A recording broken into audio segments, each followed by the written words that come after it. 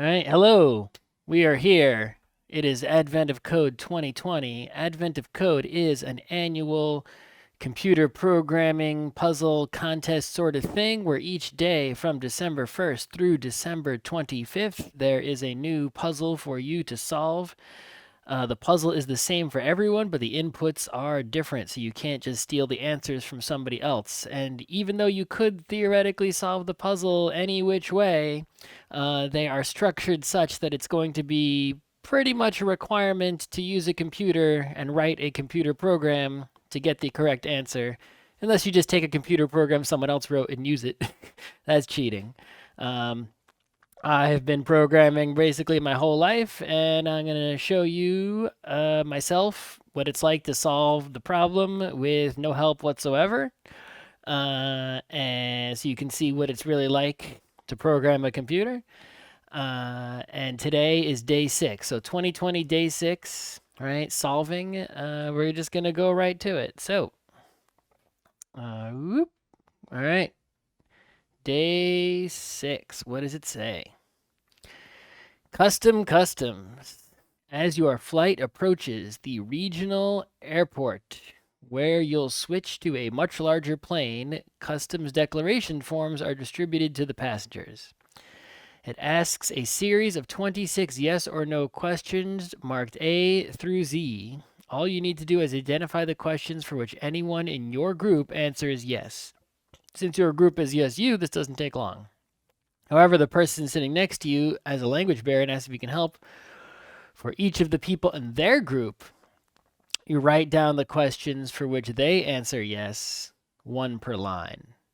All right. Okay. So if you answered yes on A, B, C, and X, then it would be A, B, C, X. If you answered right, so it's pretty much if they answered yes, you write down the letter of the question that they. So this person was no on D, no on E, no on F, and so forth. There are 6 questions that everyone answered yes on. I see. A, B, C, X, Y, Z. Yep. Well, A, B, C. Oh, to which anyone answered yes. A, B, C, X, Y, Z. Anyone answered yes. Okay. Another group asked for your help, then another. Eventually, you collected all answers from every group on the plane, which is the puzzle input. Each group's answers is separated by a blank line. So that's really similar to yesterday's problem, which was problem 5.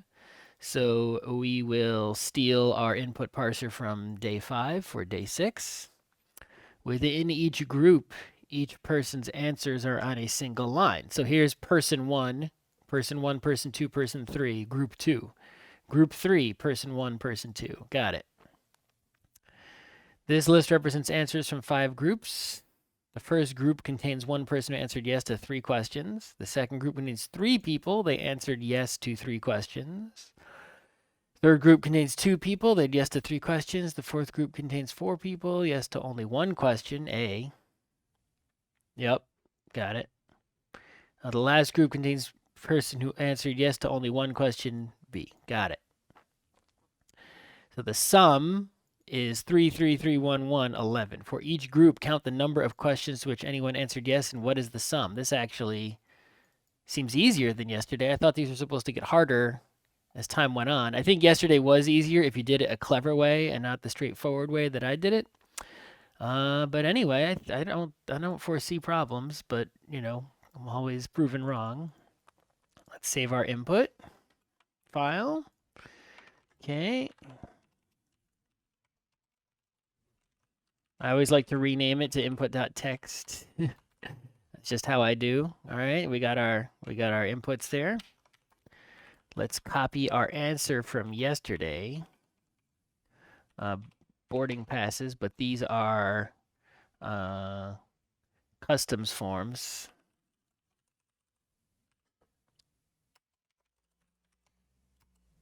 Terrific. Okay. We're gonna take our input parser here. We don't need this this part.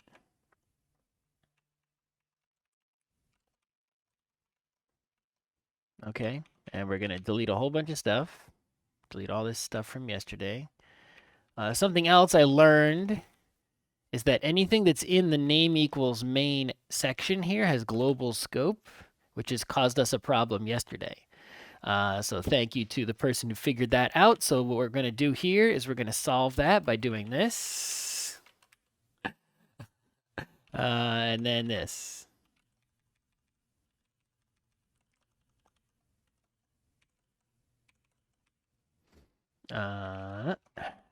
So that will make sure we don't encounter that problem again. Something else I learned from somebody else is that to invoke my debugger, I do this. That's what I usually do. And apparently in Python 3.7, they added the ability to do this, just breakpoint. And then I configured it in an environment variable to use IPDB. So that we can now type less to insert our debugger. So terrific. All right, so we're going to parse the lines. And then we're going to make the groups, right? So to make the groups, we will, I guess we deleted some of the code we wrote yesterday that did that. Let's go, let's just open up yesterday's file. And I think it was something with a length of 0. Then, oh, was it 2 days ago where the empty file was in there? I think it might have been 2 days ago, actually. Yep, here it is. I see. We were doing something like this. Okay. Cool. So let's just bring that back a little bit. Okay, so parse line. So we want to say groups, right? And then we want to say current person. Hold on. Let's just do this. For line and input. We'll stop using the list comprehension. Right? Oh, because we didn't use list comprehension on the other day either. Look, it's right there. Okay. Great. So current person equals a list. Okay. For each line, if the length is 0, then append. We're gonna go groups.append current person. Oh, this was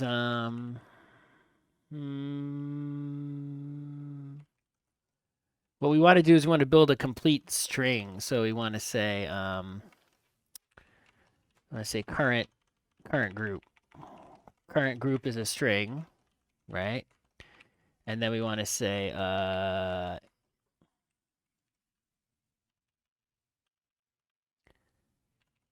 got it. If the length of the line is greater than 0, then we want to current group plus equals. We want to add the line to the end. Else, we want to, every time we encounter a blank line, right, we want to stick the current group on there, right, like so. And then at the end, we want to do it one more time for that final group at the end of the whole file.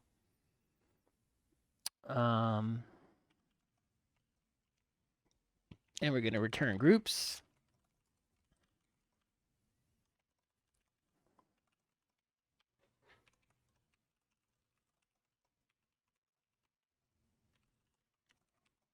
All right, let's no. All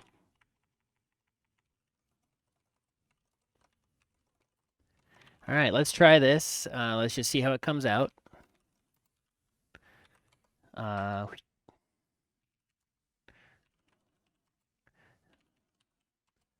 right, so now let's go look at the input file. Not from day 4 or 5, from day 6.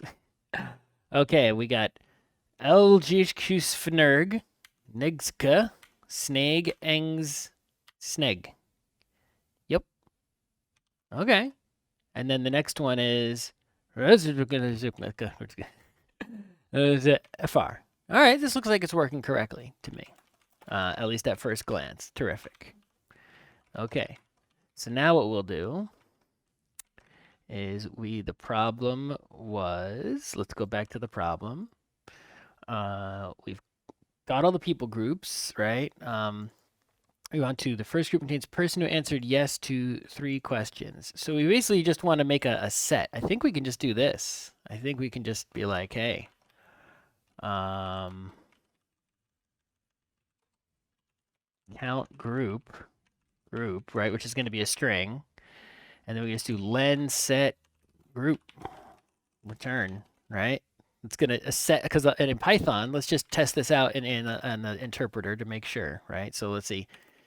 ASCF, ASCF, ASCF. So in Python, a string is a list. So we should be able to do set x, and that should give us ADS, and then the length is going to be 4, right? So that's going to be the count for a single group. So then count all groups. It's going to be, we're going to count group for group in groups. And then we're going to do the sum of the whole thing. We're going to return that. Okay, and then we're going to say result 1 equals count all groups data. Terrific. And then we are going to print the result. Part 1. Result 1. Okay.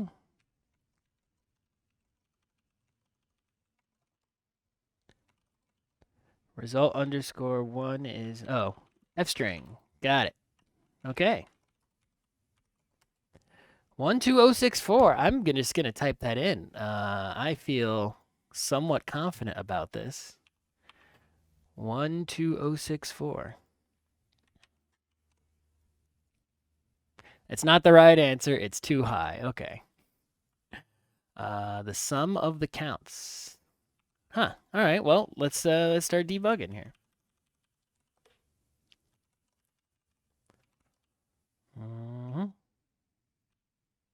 Okay. Let's actually, you know what I want to check? I want to check here. Breakpoint. I got to get used to the breakpoint. Pick the data. Length of the data. I want to make sure the last line isn't doubled because of the thing. So data 465 is 2. That's the added range. 464, 463. All right. Length of 463. Length of 464. Okay, so they're not the same. That's good. We are 4 line. Oh, are we just making we're not resetting the current group every time? That's why. This is why. The group just keeps getting bigger and bigger and bigger because we're not resetting it to nothing. We forgot to clear out this string here. Cause see, this is outside the loop, right? This current group equals blank. I just felt like it was in the loop, but it's not. So let's run this again. Right. 464. Yeah, this is much more reasonable. Oh, it's 463. Ooh. Why do we got all these blanks? That's not right. There basically shouldn't be any blanks. Oh, because we're setting current group to blank before we append. We append and then reset. Cool. Let's try one more time.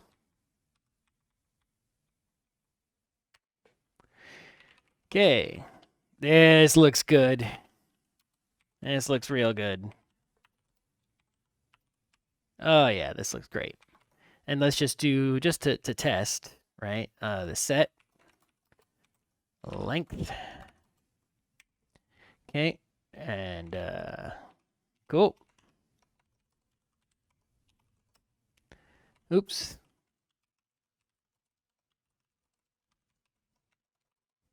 Okay. 6297. 6297. That's the right answer. We did it way faster than yesterday. This is going to be a much better video, I think. It's taken much less time. All right. Let's go on to part 2. As you finish the last group's customs declaration, you notice that you misread one word of the instruction. You identify the questions which anyone answered yes. You need to identify the questions to which everyone answered yes. Got it. Using the same example as above. Okay. And then we want the sum of every, yep, okay. So, in the first group, everyone answered yes to 3 questions, A, B, and C. In the second group, there is no question to which everyone answered yes. In the third group, everyone answered yes to only 1 question, A.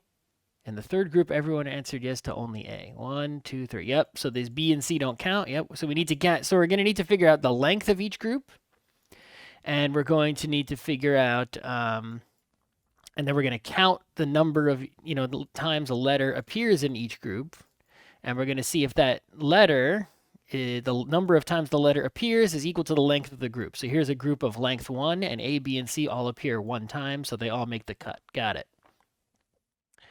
Okay, and then sum of the counts is, and then what is the sum of the counts? Perfect. Okay. So part 2 is going to be a little different.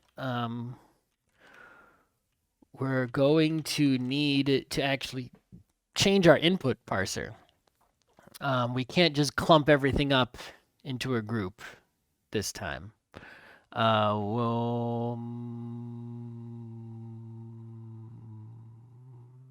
Maybe we can. Maybe what we can do is we can do this. We can say current group size equals 0, right? Current group equals signs, and then group size plus equals 1. So now we're going to basically be, and then group size equals 0, right? And then we're going to do groups.append group size. Okay, so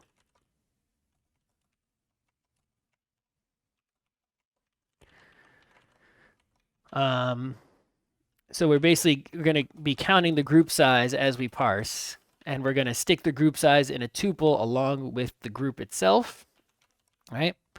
And then we are going to, down here, we're going to have to change this a little bit. We're going to have to call groups data. So we're going to say part 1 data is equal to just the string. So group, so data 0 for data in, no, it's going to be string for, no, GS for GS, no, GS0 for GS in data, part 1 data, right? And then this is part 2 data just on its own. Part 2 data. I think we just do this. All right, let me just make sure that part 1 is still functioning. That broke part 1 somehow. So that's not good. Somehow this broke part 1.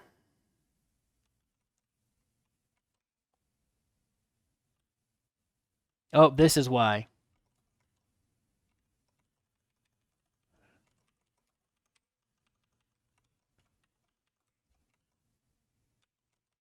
Because the final one wasn't being added properly. There we go. Okay. So we've got our part 1 data and our part 2 data into different structures. And now we're going to create a function for the part 2 data. I believe what we can do is we can is a Python count number of times a character appears in string. That's what we want. Count the number of occurrences of a character in a string. Dot count letter. Perfect. So here's what we're gonna do. Gonna do count group 2 group. It's gonna be group. But then for each group, it's actually gonna be the group string, and then the group count, right, are gonna be broken out. Okay. So, and then what we're gonna say is the for char in the set of the group string. So for each of the letters that even appears even once, right, we are going to group string if. We could do this with a list comprehension, but I think this is going to be look cleaner and be easier to read. If group string dot count char is equal to the group count,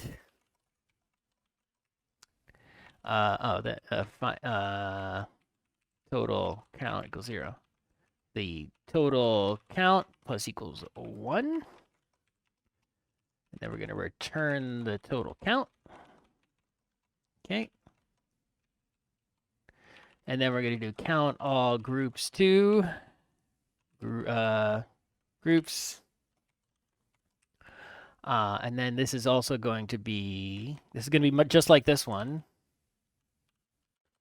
It's just going to be count group 2 for grouping groups. Oh, there we go. That was. Okay, too many blank lines here. All right, and then we're going to add a little, we have to actually call that. So result 2 equals count all groups to part 2 data goes in there. And then we are going to just do this. Part 2 result 2 and see what it does. 3158. Okay, let's just type that in and see if it's right. It doesn't cost us anything. Right? What did it say? 3158? That's the right answer. We are done. Yesterday took us almost 2 hours, and today the very reasonable and expected 22 minutes. Okay? I hope this video was... Oh, webcam. Boop. All right, it's going to be much faster and easier to edit this video because it's much shorter, and I did a much better job. I hope this video taught people something, was educational or helpful in some way. This is how programming looks when it goes nicely, right? So yeah, have a nice one, and I'll probably do this again tomorrow.